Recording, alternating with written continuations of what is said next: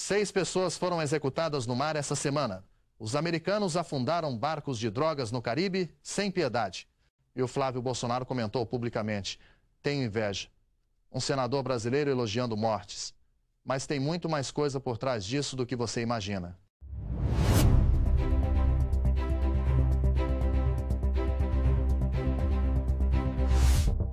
Fala pessoal, aqui é Felipe Andrade do Justiça Sem Toga.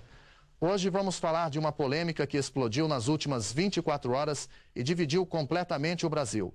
O senador Flávio Bolsonaro viu um vídeo do secretário de Defesa americano mostrando barcos sendo destruídos no oceano e fez um comentário que gerou onda nacional de debate. Ele disse ter inveja dessa ação. Mais grave, afirmou que embarcações similares operam livremente na Baía de Guanabara, transportando drogas enquanto as autoridades brasileiras não fazem nada efetivo. Vou te mostrar todos os lados dessa discussão, dar contexto completo e, no final, vou te perguntar algo que vai te fazer pensar por dias. Fica até o fim. Em 14 de outubro de 2025, as Forças Armadas dos Estados Unidos realizaram operação militar no Mar do Caribe, próximo à costa venezuelana. Segundo o comunicado oficial do Departamento de Defesa americano, 6 pessoas morreram quando a embarcação foi bombardeada. O presidente Donald Trump confirmou a operação através de postagem em sua rede social, referindo-se aos alvos como narcoterroristas. 2 dias depois, em 16 de outubro, outra embarcação foi atacada na mesma região. A agência Reuters confirmou com fonte militar americana que houve sobreviventes, porém, o número exato de vítimas fatais não foi divulgado oficialmente. Segundo a fonte, sob condição de anonimato, o barco transportava substâncias ilícitas. Pete Hegseth, secretário de Defesa dos Estados Unidos, publicou sobre essas operações em suas redes sociais. Foi nessa publicação que o senador brasileiro Flávio Bolsonaro comentou: que inveja! Ouvi dizer que há barcos como esse aqui no Rio de Janeiro, na Baía de Guanabara, inundando o Brasil com drogas. Você não gostaria de passar alguns meses aqui nos ajudando a combater essas organizações terroristas? A declaração viralizou rapidamente. Principais veículos de comunicação brasileiros, no portal de notícias da Globo, Folha de São Paulo, o Estado de São Paulo, entre outros, publicaram matérias sobre o comentário. Em resposta à repercussão, Flávio Bolsonaro criou uma montagem com manchetes dos jornais e postou: parabéns pelo trabalho. A nova política antidrogas americana. Desde janeiro de 2025, quando Donald Trump retornou à presidência dos Estados Unidos, houve mudança substancial na política de combate ao narcotráfico internacional. Anteriormente, o protocolo envolvia interceptação, tentativa de abordagem, prisão e processo judicial, procedimento que poderia levar meses. A nova diretriz, segundo documentos públicos do Departamento de Defesa americano, estabelece protocolo mais direto. Embarcações suspeitas em águas internacionais recebem ordem de parada via rádio. Caso não obedeçam, disparo de advertência é autorizado. Persistindo a fuga, fogo letal pode ser autorizado. A justificativa legal apresentada pelo governo americano baseia-se em interpretação extensiva do direito à legítima defesa. O argumento oficial é que narcotráfico constitui ameaça direta à segurança nacional, permitindo ação preventiva em águas internacionais. Essa política enfrenta críticas. A Organização das Nações Unidas emitiu nota questionando a legalidade dessas operações. Organizações como Anistia Internacional e Human Rights Watch publicaram relatórios condenando as práticas. Vários países latino-americanos, incluindo Venezuela, Bolívia e Nicarágua, protestaram formalmente. Citam-se exemplos de países com políticas extremamente rígidas, como Singapura, onde narcotráfico é praticamente inexistente devido a penas severas. Argumentos contrários a essa abordagem. Críticos levantam questões legais e éticas fundamentais. Primeiro, impossibilidade de certeza absoluta antes da abordagem. Precedentes como o caso de 2001 no Peru, onde avião civil foi abatido por engano, resultando em morte de missionária americana e seu bebê, demonstram riscos de erros fatais. Segundo, Brasil é signatário de tratados internacionais como Convenção Americana sobre Direitos Humanos e Pacto Internacional sobre Direitos Civis e Políticos. Ambos proíbem execução sumária, exigindo o devido processo legal. Violação desses tratados poderia resultar em condenação internacional na Corte Interamericana de Direitos Humanos. Terceiro, experiência do México, onde guerra militarizada contra cartéis desde 2006 resultou em mais de 350 mil mortes sem eliminar as organizações criminosas. Estudos acadêmicos sugerem que repressão violenta pode intensificar, não reduzir a violência. Especialistas em segurança pública defendem alternativas como investimento massivo em inteligência, rastreamento financeiro de organizações criminosas, cooperação internacional efetiva e políticas de redução de danos. Minha análise pessoal. Observando essa situação como comunicador político, vejo que o Brasil enfrenta impasse estratégico. Dados empíricos de 4 décadas demonstram falha da política proibicionista tradicional. Os números não mentem, mais apreensões, mais prisões, porém crescimento contínuo do mercado ilícito. Entretanto, simplesmente copiar o modelo americano apresenta problemas jurídicos e práticos sérios. Nossa estrutura constitucional e compromissos internacionais diferem substancialmente dos Estados Unidos. Não existe solução simples. Concordo que precisamos urgentemente de discussão nacional adulta sobre todas as alternativas possíveis. Isso inclui desde legalização regulada de certas substâncias. O modelo português demonstrou resultados positivos desde 2001, até repressão mais eficaz contra lideranças do crime organizado. O termo organizações terroristas usado pelo senador tem respaldo técnico.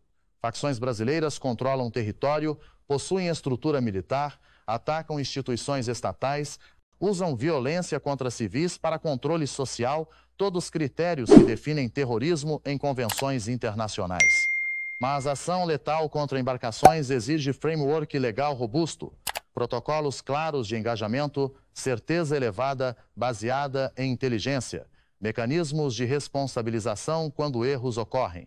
Nada disso existe atualmente no Brasil. A escolha não é entre abater barcos ou não fazer nada. Existem múltiplas estratégias intermediárias. Investimento em tecnologia de rastreamento por satélite, operações de inteligência financeira para confiscar patrimônio de lideranças criminosas, cooperação internacional efetiva com países produtores e rotas de trânsito, tribunais especializados com tramitação acelerada. Portugal oferece exemplo interessante. Descriminalizou todas as drogas em 2001, investiu massivamente em tratamento, reduziu drasticamente consumo e mortes. Singapura exemplifica outro extremo.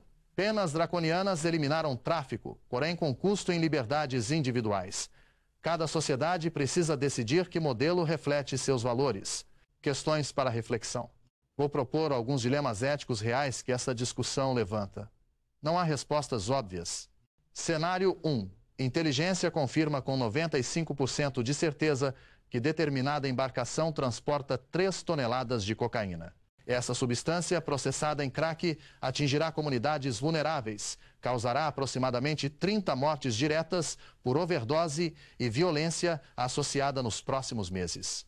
Autorizar interceptação letal preventiva é justificável? Cenário 2. A mesma embarcação, após abordada, revela a presença de crianças a bordo, familiares de traficantes. 2 crianças morrem na operação. A decisão inicial permanece moralmente defensável? Como balancear vidas salvas versus vidas perdidas? Cenário 3. Optar por não agir, mantendo o protocolo atual. A carga passa, causa as mortes previstas. Existe responsabilidade moral na omissão quando a ação preventiva era possível? Filosoficamente, isso toca dilema clássico do problema do bonde na ética. É moralmente aceitável causar dano menor para prevenir dano maior? Não existe consenso filosófico após séculos de debate. Adicionalmente, quantas mortes justificam mudança estratégica radical? 1.000 por ano? 10.000? 50.000? Existe algum limiar objetivo ou é puramente subjetivo? Questões para reflexão. Vou propor alguns dilemas éticos reais que essa discussão levanta. Não há respostas óbvias. Cenário 1. Inteligência confirma com 95% de certeza que determinada embarcação transporta 3 toneladas de cocaína. Essa substância, processada em crack, atingirá comunidades vulneráveis, causará aproximadamente 30 mortes diretas por overdose e violência associada nos próximos meses. Autorizar interceptação letal preventiva é justificável? Cenário 2. A mesma embarcação, após abordada, revela a presença de crianças a bordo, familiares de traficantes. 2 crianças morrem na operação. A decisão inicial permanece moralmente defensável? Como balancear vidas salvas versus vidas perdidas? Cenário 3. Optar por não agir, mantendo o protocolo atual. A carga passa, causa as mortes previstas. Existe responsabilidade moral na omissão quando a ação preventiva era possível? Filosoficamente, isso toca dilema clássico do problema do bonde na ética. É moralmente aceitável causar dano menor para prevenir dano maior? Não existe consenso filosófico após séculos de debate. Adicionalmente, quantas mortes justificam mudança estratégica radical? 1.000 por ano? 10.000? 50.000? Existe algum limiar objetivo ou é puramente subjetivo? Propostas concretas baseadas em evidência. Baseando-me em estudos acadêmicos de segurança pública e exemplos internacionais, algumas medidas parecem promissoras. 1. Inteligência de alta tecnologia. Investimento em sistemas de rastreamento por satélite, custo estimado, R$200 milhões iniciais. Drones de vigilância contínua, Big Data para identificar padrões. Israel e Estados Unidos desenvolveram tecnologias eficazes nessa área. 2. Combate financeiro agressivo, rastreamento de lavagem de dinheiro, bloqueio de contas offshore, confisco de patrimônio. Itália usou essa estratégia com sucesso contra a máfia siciliana nos anos 1990, reduzindo drasticamente o poder econômico das organizações. 3. Cooperação internacional ampliada. Acordos bilaterais robustos com Bolívia, Peru, Colômbia, Paraguai para operações conjuntas. União Europeia demonstrou que cooperação policial transnacional pode ser eficaz contra crime organizado. 4. Reforma legislativa focada.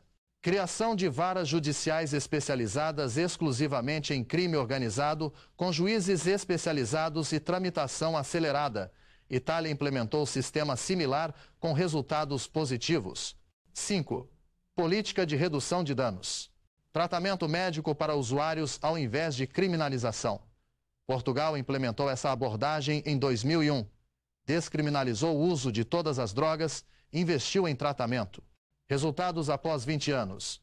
Redução de 50% em mortes relacionadas a drogas, queda de 90% em novos casos de HIV entre usuários, redução de crimes violentos. 6. Discussão séria sobre legalização regulada. Países como Uruguai, Canadá e vários estados americanos legalizaram maconha com regulação estatal. Dados preliminares sugerem redução de criminalidade associada e geração de receita tributária significativa. 7.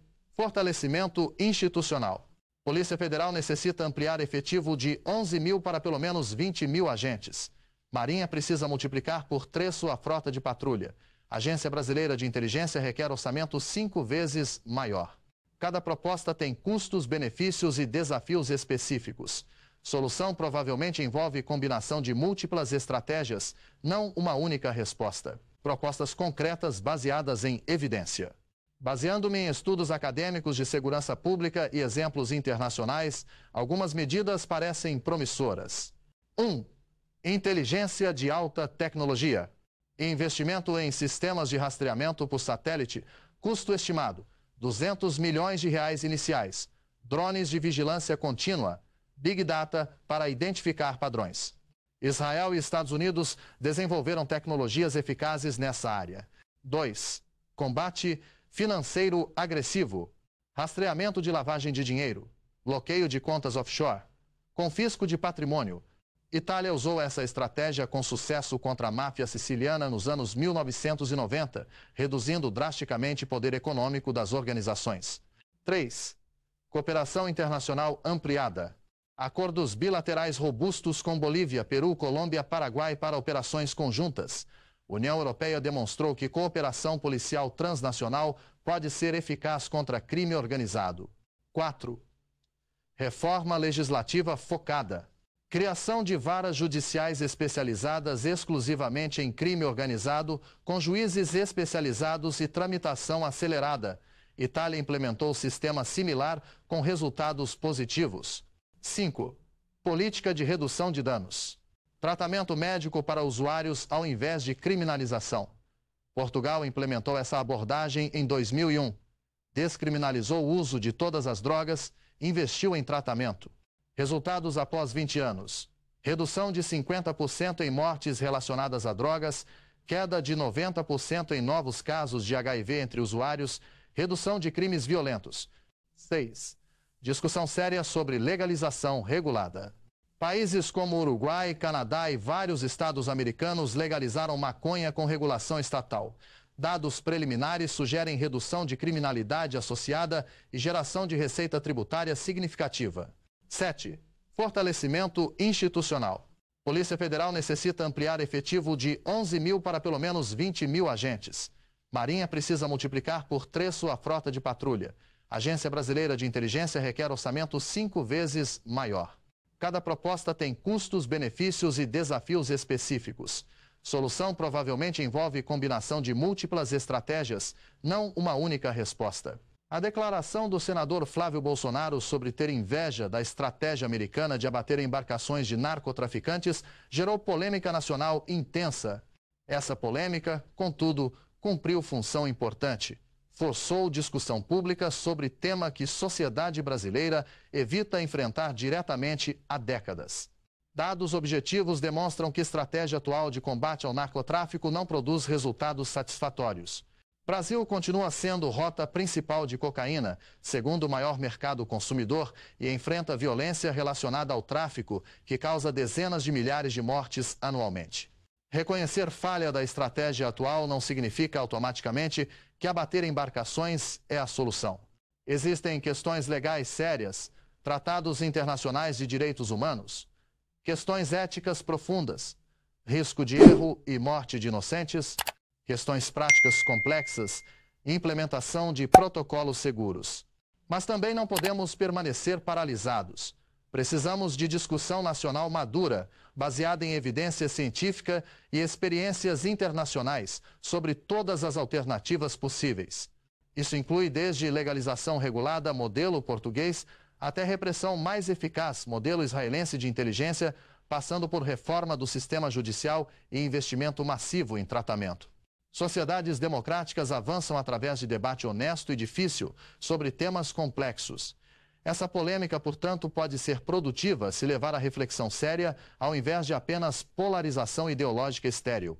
Qual sua opinião sobre esse tema? Brasil deveria considerar medidas mais duras contra narcotráfico, incluindo possibilidade de abater embarcações em situações específicas?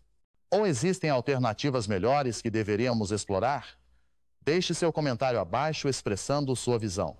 Se este conteúdo agregou perspectiva útil ao debate, inscreva-se no canal Justiça Sem Toga, ative notificações e compartilhe. Próximo vídeo abordará outro tema controverso que mídia tradicional evita. Até lá!